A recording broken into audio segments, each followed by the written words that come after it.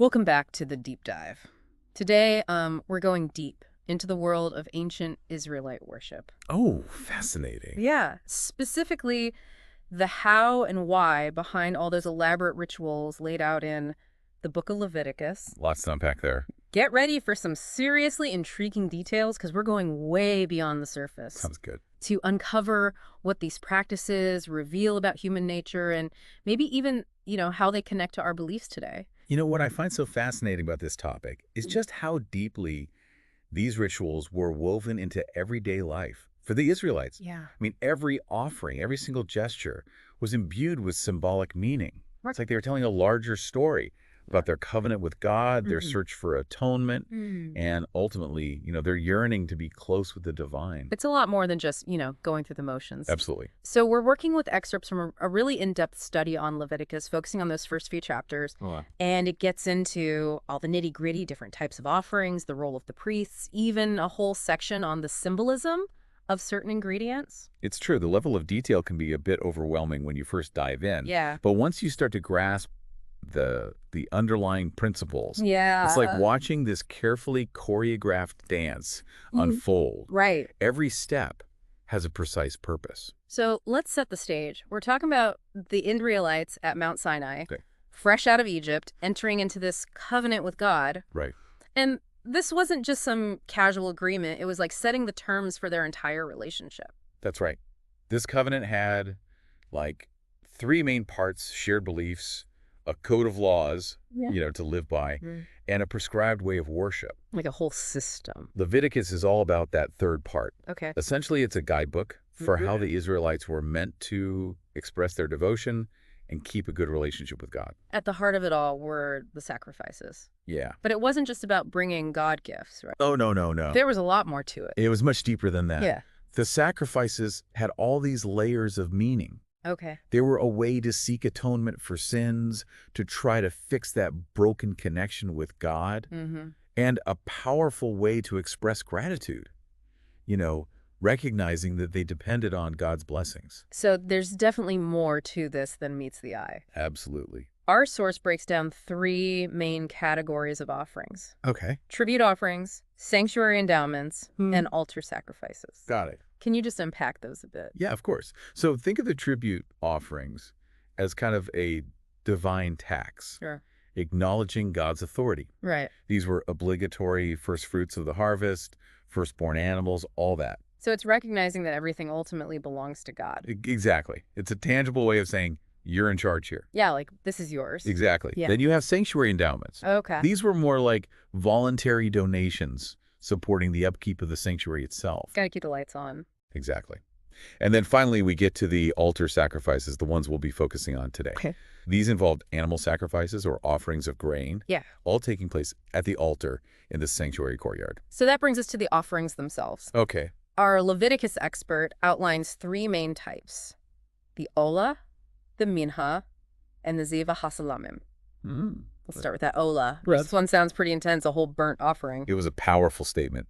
Imagine a bull, sheep, or goat Whoa. completely consumed by fire on the altar. Intense. The olah symbolized total surrender and dedication to God. Yeah. The offer was essentially saying, here's everything, it's all yours. That's a pretty stark visual and a powerful concept. It is.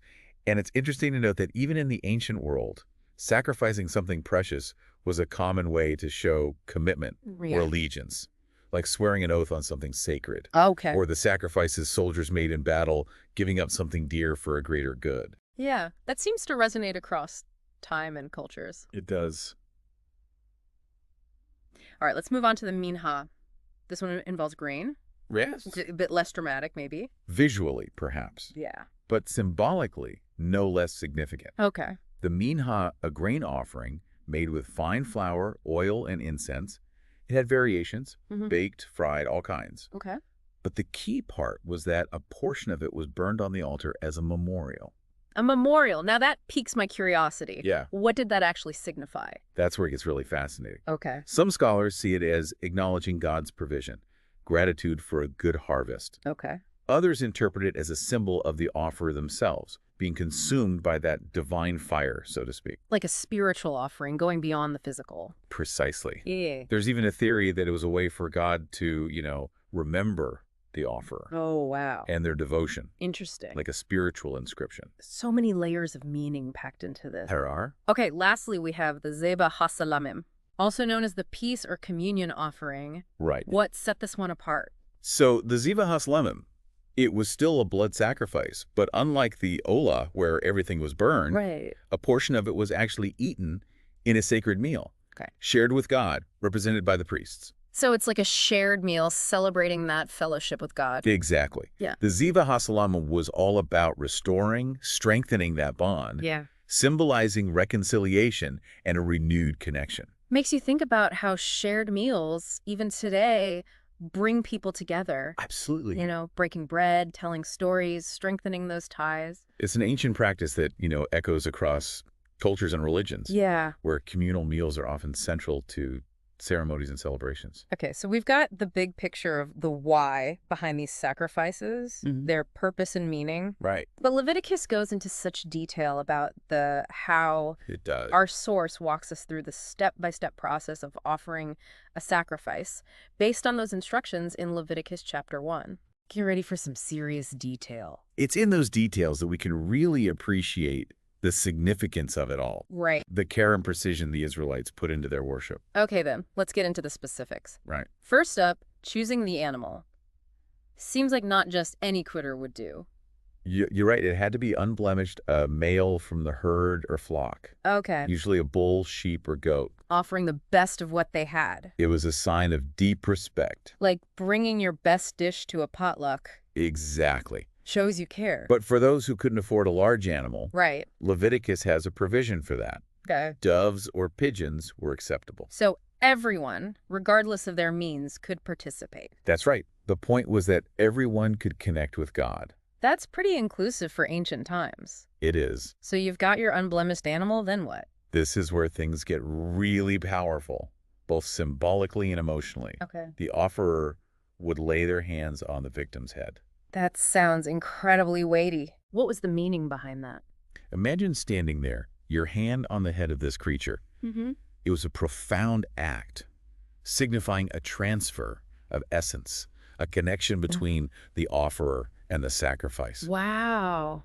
They were acknowledging their own flaws and imperfections and seeking atonement through this animal. It's almost like transferring their burdens onto the animal. Exactly. A very visceral act. It underscores the gravity of the situation. Yeah. It wasn't just symbolic, it was a deeply personal, emotional experience. So after this laying on of hands, things take a bit of a turn, right? I do. What happens next? The next step was the slaughter.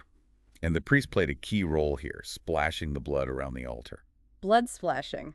That's a bit graphic for us today. It might seem shocking now, but in ancient Israelite culture, blood held a huge symbolic power. Yeah. It represented life itself, the very essence of their being. So by splashing the blood, they were acknowledging the sacredness of life, offering it back to God. Precisely. Okay. It was recognizing God's authority over life and death. Yeah. Wow. And the gravity of their plea for atonement. Definitely adds a whole new dimension to the ritual. It does. Okay, the animal is slaughtered, the blood is splashed. All right. What happens to the carcass? The carcass was then burned on the altar fire. Okay.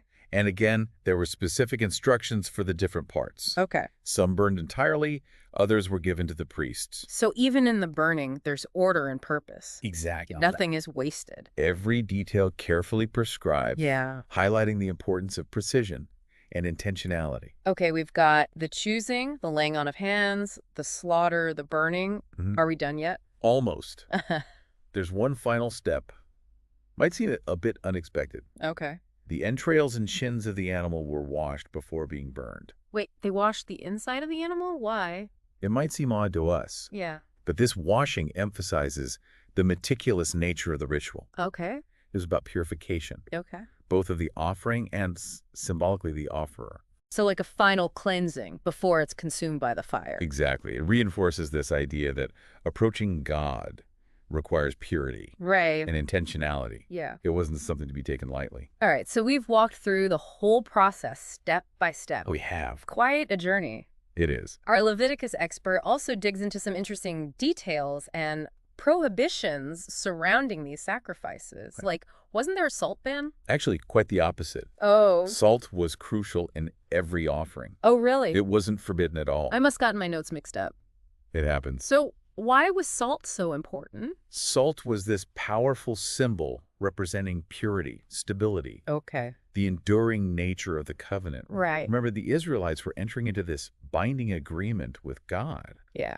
And salt, with its ability to preserve and purify, embodied that commitment. It's amazing how something as simple as salt could hold so much meaning. It is. Okay, so salt was in, but leaven and honey, those were definitely off limits. You're right. Leaven, which makes bread rise, was seen as a symbol of sin and corruption. Right. So it was forbidden in burnt offerings. No sourdough sacrifices allowed. Exactly. What about honey? Honey, while sweet and desirable, was associated with fermentation. Right. Which, like leaven, could be seen as a form of corruption. Got it. It was considered inappropriate for the pure nature of the offering. Okay, so no sourdough or honey-glazed sacrifices. That's right. It's fascinating how even the ingredients themselves held symbolic weight. Absolutely. Underscores the deep intentionality behind it all. And there's one more detail highlighting the importance of procedure. That emphasis on the priests being descendants of Aaron. Why was Aaron's lineage so important? Well, in the Israelite tradition, Aaron was the first high priest, chosen by God himself. Okay. His descendants were seen as divinely appointed to carry out these rituals. So like a spiritual bloodline. Yeah. Ensuring the authenticity of the sacrifice. Exactly. The Israelites believed only a validly ordained priesthood could ensure the sacrifice was acceptable to God. Okay, so proper lineage, no leaven or honey, and plenty of salt. Got it. It's a lot to remember. It's incredible how much we can learn from these seemingly small details. It is. They really give us a picture of the beliefs and values at the heart of ancient Israelite worship. They do. But we've covered a lot of ground here in part 1. We have. And it's just the beginning. There's still so much more to explore. In part 2, we'll dive deeper into the symbolism behind these practices. All right. Examine their connection to the new covenant. Okay. And maybe even uncover some surprising parallels to our own modern-day beliefs and rituals. That'll be interesting. We'll see you there. See you there. Welcome back to our deep dive into ancient Israelite sacrifice. Last time we were talking about the Aaronic priesthood and, how important that lineage was to their whole idea of a valid sacrifice. It's true. Like every detail mattered, down to the lineage of the priests, Yeah. It was all orchestrated to create a truly meaningful experience. Speaking of meaning, let's talk symbolism. Our source points out that the olah, that whole burnt offering, was seen as foreshadowing Christ's sacrifice in the New Testament. Yeah. Can you expand on that a little bit? Absolutely. The olah, remember, the entire animal was consumed by fire. Right. It symbolized total surrender, total dedication to God. Yeah. Early Christians saw a parallel there to Christ's self-sacrifice on the cross. Okay. Giving himself fully for humanity, just like that animal was given to God. So it provides a framework for understanding the magnitude of Christ's sacrifice. Exactly. It helps us understand the New Testament by drawing on these images from the Old Testament. It's like they were participating in a story that would unfold over generations. It's a fascinating thought. Speaking of connections, our source also mentions a link between the minha, the grain offering, and the Eucharist. That's right. Which I found interesting. But how does grain connect to the Eucharist? It's not so much about the specific elements. Okay. It's more about the act of offering and remembering. Yeah. Just like a portion of the minha was offered as a memorial, Right. the Eucharist is also a memorial of Christ's sacrifice. Right, a way of remembering and participating in his death and resurrection. Exactly. Both are acts of offering and remembering. Using physical things, the grain or the bread and wine, to connect with the divine. So they're both ways of connecting to something beyond the physical through these tangible elements. Precisely. And it's worth noting that the Eucharist itself is described as a sacrifice of praise and thanksgiving. Interesting. We offer ourselves to God through Christ. It's amazing how these ancient practices can shed light on something so central to Christian faith today. It is. Like a thread through history, Yeah. connecting us to those who came before. It speaks to the enduring power of ritual and symbolism. Yeah. Their ability to express truth, connect us to the divine, Our source also points out that the laying on of hands, which we talked about in the context of sacrifice, shows up in the New Testament as well. It does. And is still used in some Christian sacraments. Right. We talked about it as this very visceral act during the sacrifice. Yeah, really powerful. But it clearly had a broader significance. What else was it used for? Well, think about it. In Leviticus, the laying on of hands signified a transfer of essence, blessing, even authority. Right. Then, in the New Testament, we see Jesus using this gesture to heal the sick, bless children, even confer the Holy Spirit. So it's like a physical manifestation of divine power and grace. Precisely. And that practice continues today. Really? In sacraments like confirmation, ordination, even anointing the sick. Wow. It's fascinating to see those ancient gestures take on new meaning over time. It is. It really highlights the richness, the depth of religious heritage. Yeah. How these ancient practices still shape our beliefs and practices today. It's a beautiful thing. Okay, so we've explored how these sacrifices foreshadow parts of Christian belief and practice, but we can't leave our Leviticus journey without unpacking one more concept: the korban. Ah, yes, the korban. Which I always find an interesting term. It's often translated as offering or sacrifice. Right. But it's more than just a simple gift. So it's not just giving something to God. Think of it as creating a bridge between humanity and the divine. Okay. A way of approaching God and nurturing that relationship. Yeah. It's acknowledging dependence, seeking atonement, expressing gratitude. It's about actively engaging in that relationship. Yes, not just observing from a distance. That makes sense. But our source makes a point of distinguishing between different Hebrew terms for offerings, like oila, minha, zeva. Why is that distinction important? It highlights the nuance, the depth of their sacrificial system. Okay. The different ways they sought to connect with God. Yeah. While all these offerings were korbanot, plural of korban, each one had a specific purpose and meaning. So like different dialects of the same language. You could say that the ola was about total surrender. The minha about recognizing God's provision, expressing gratitude. Right. And the ziva about restoring fellowship. So each offering provided a unique pathway to the divine. Exactly. It's amazing how much complexity there is within these rituals. It is. It makes you appreciate the thoughtfulness behind ancient Israelite worship. It reminds us that even back then, people grappled with profound questions about their relationship with the divine. Yeah. Seeking ways to connect, atone, express their devotion. A timeless human story. Absolutely. But before we get too philosophical, we need to address something that might seem jarring today. Okay. The role of blood in these sacrifices. Why was it so central to Israelite worship? To understand that, we have to consider how the ancient Israelites viewed life itself. Okay. Blood wasn't just a bodily fluid to them. It was the essence of life, the vital force connecting them to God. So the blood represented the most sacred part of their being. Exactly.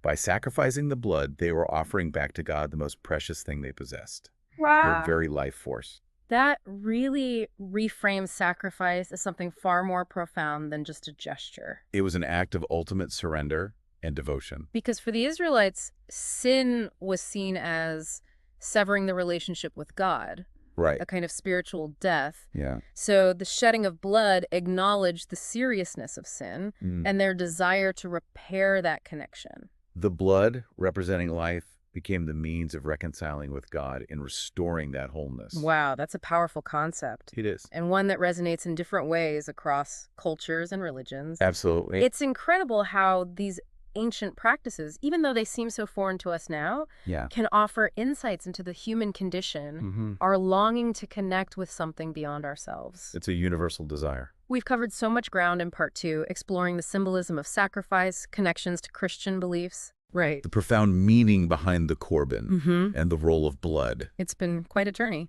But a journey through Leviticus isn't over yet. Welcome back to the Deep Dive. We've been on this incredible journey through the world of ancient Israelite sacrifice. It's been fascinating, hasn't it? All those intricate details of the rituals, the symbolism. There's so much to unpack. And now, in this final part, we're going to try to bridge the gap between those ancient practices and our lives today. Sounds good. You know, it's amazing how much we can learn from a book like Leviticus. It's true. Which, let's be honest, isn't exactly light reading. Not exactly a beach read. But here we are in the 21st century, Right. still grappling with those same fundamental questions the Israelites faced. Yeah. How we connect with something bigger than ourselves. Mm-hmm. How we atone for our shortcomings. Right. How we find meaning and purpose. Those big questions. Yeah, the big one. And that's what makes this whole exploration so relevant, I think. Yeah, I agree. While we may not be offering bulls and goats on altars, Right. those underlying principles, sacrifice, surrender, devotion, atonement, those still resonate with us. So what are our modern-day equivalents of those ancient sacrifices? That's the question, isn't it? Do we still engage in these kinds of practices, even if they look different? Absolutely, we do. Think about the sacrifices we make in our relationships. Yeah. The compromises, the acts of service, putting someone else's needs before our own. Right. These are all forms of sacrifice. Yeah, expressions of love, commitment. Exactly. It's not always about those big gestures, Right. It's the everyday things, the selflessness that build strong bonds. Those little acts of sacrifice. And what about the sacrifices we make for our goals? The long hours, discipline, delayed gratification, Right. investments in the future. It's saying, I'm willing to give up something now Yeah, for something greater down the road. it takes faith, dedication. And then there's sacrifices we make for our values, Absolutely. standing up for what we believe in. Even when it's hard, unpopular. Right, that's a form of sacrifice. Putting principle above personal gain. Takes courage to do that. Yeah, and conviction to live a life of integrity even when it costs you something. And of course, we can't forget the sacrifices we make in our spiritual lives. Right, whatever form that takes. Whether it's prayer, reflection, fasting, charity, Yeah. ways of offering ourselves to something larger. Creating space for something beyond the material world. Exactly. Cultivating that connection with the divine. However we understand it. And I think that's one of the key takeaways from our Leviticus deep dive. What's that? While the specific rituals may seem strange to us now, Yeah, a bit foreign. that underlying human impulse to connect, to atone, to offer ourselves to something greater that's still there. It's timeless, isn't it? So the next time you hear the word sacrifice, Okay. don't just picture those ancient rituals. Mm-hmm. Think about how you offer yourself, Yeah. your time, your energy, your resources. For something meaningful. It's a powerful reminder, even in a secular world, the spirit of sacrifice is still alive. It's about finding those things that are truly valuable and making those sacrifices. And maybe, by understanding those ancient practices, Mm-hmm. we can appreciate the sacrifices we make in our own lives. Right, and find new ways to connect with that desire to seek meaning and purpose. It's a lifelong journey. Well, that's a great note to end on. Thanks for joining us on this deep dive into the world of ancient Israelite sacrifice. It's been a pleasure. We hope you gained some new insights, maybe a fresh perspective on your own life. And remember, this is just the beginning. There's always more to explore. Keep asking questions, keep seeking answers, and keep diving deep. Until next time.